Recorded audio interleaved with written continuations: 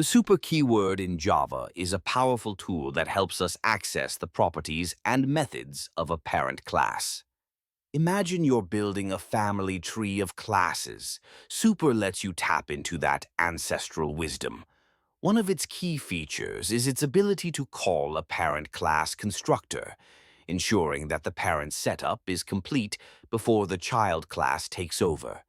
This is crucial for maintaining a clean and efficient hierarchy. Another benefit is method overriding. When a child class has a method with the same name as its parent, using super allows you to call the parent's version, giving you the flexibility to extend functionality without losing the original behavior.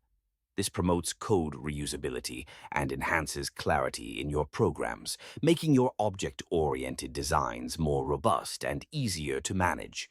So, super isn't just a keyword, it's a bridge connecting classes, enriching your programming experience.